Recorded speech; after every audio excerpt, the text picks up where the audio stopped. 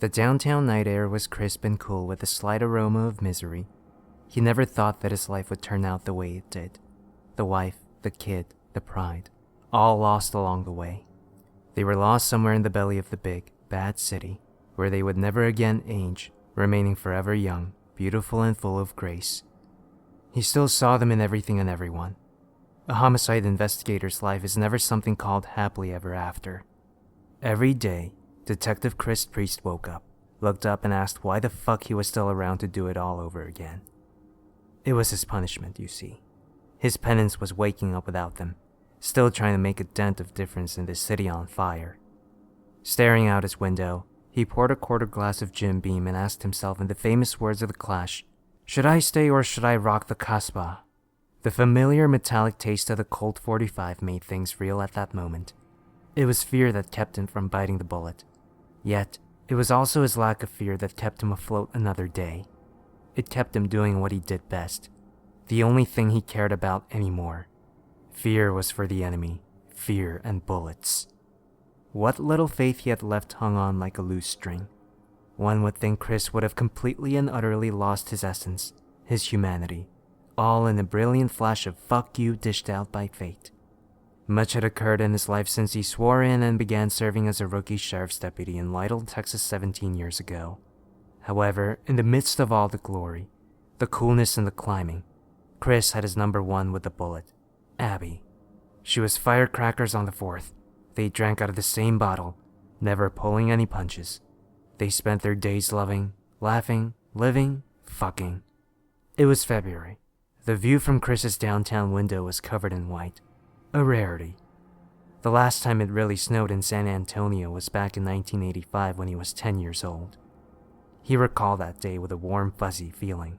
He and his best friend were pulled out of school together so that they may go home and enjoy playing in the snow, where they would build snowmen and partake in the cliched snowball fight with their parents. It would be one of the best days of his existence. He liked to go there often when life chewed him up and spit him out. He wished they were by his side now. They would all enjoy the day off and play just as he did so long ago. "Walk it the fuck off," Chris murmured to himself as he closed his eyes and took in a deep breath, opening his eyes as he exhaled. It wasn't exactly prime conditions for crime fighting in the city today. However, if he spent another moment alone in that bottle of Jim Beam, he might actually choose to rock the Casbah this day. He abandoned his quarter glass of JB and thought, "It'll still be here when I get back. Let's get into fucking character." Chris locked his apartment door. Not that he had much to steal, but it was better than coming home to an already near-empty apartment. Worst case scenario, some scumbag would find all his booze and clean him out. That would be the icing on the chocolate cake. Booze kept him alive these days. It saved his soul. In this city, you can never lose that spark. As he locked his door, he eyeballed the hallway on the right to see if anyone was coming or going. The air was stagnant and ever ominous. Mrs. Bonner, an old broad wasting away from loneliness, was slowly walking towards the stairs, taking her morning walk as she did most mornings. Chris imagined her as the kind of woman expecting some special letter from a special someone that never arrived. He knew everybody had a story, and skeletons. He imagined her once a young, beautiful dame, in love with a man and mother to 2 or 3 children. He knew he'd walk past her and she'd greet him, friendly as always, and begin to chit-chat. Most of the lost souls here preferred ignoring her. She reminded them of their own mortality. All the other ghosts of the Camino Real apartment building were stewing in their own misery and prefer to do so alone. Someday, they'll have that void to fill too, the hesitation of the young with so much wasted life. They'd walk right past them like they're invisible, looking straight ahead, trying to avoid the simplicity of conversation, busy living, or not living. Too busy for an old ghost. Times sure have changed. "Good morning, Chris. Going out in this mess?" she asked casually. "Good morning, Mrs. Bonner. Bad guys don't take the day off. Neither can I," he said with a smile. He figured the least he could do was take a minute or 3 to indulge her. He understood what it was to be alone in this world and recognized that big emptiness within her. They were kindred spirits in sorrow. At some point, everybody hurts. Mrs. Bonner visibly brightened up. "Huh, you're a comedian. Well, it hasn't snowed here in about 30 years. Do you remember that?" she asked Chris. Yes, I do. That was a really good day for me. Played in the snow all day with my best friend. And you? What were you doing that day? He asked with a reminiscing smile. She looked away from him for a moment down the hallway. My husband left me for some hussy that day. That was not a good day for me, Chris, she recalled, looking down at the floor, eyes slightly blue. But the asshole married her, and she left him 2 years later. Took him for everything he had, she admitted with a big smile. Chris laughed and held up his hand for a high five. Mrs. Bonner laughed as she high-fived him back. You have a good day, Mrs. Bonner, he called out as he walked away.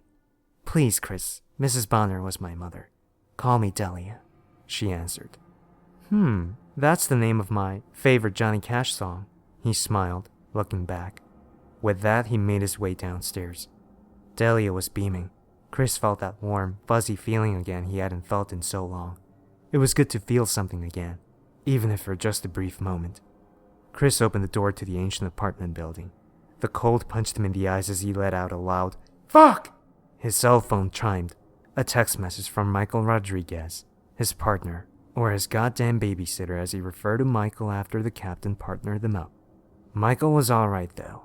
He just reminded Chris a little too much of his former self. Michael, 11,655 Alamo Lane, King William District. Already here. Not pretty. Chris. Cold enough for you? On my way, sunshine. He placed his phone back into his pocket. He looked around at the mean streets of this cruel city. She was all covered in white. His gaze found his own car parked along the curb, a 1987 Camaro, black paint chipping away his black sunshine. Chris bought the car from his aunt when her son died of heroin overdose. While his family was still alive, Chris put time and money into her. He hoped his son, Connor, would one day be proud to drive her around town. Driving around the Dames, living the good life of a teenage boy coming into his prime. Connor would help his dad with minor repairs and modifications on the Camaro from time to time. She was their special project. It was the only time they had any more, usually on the weekends.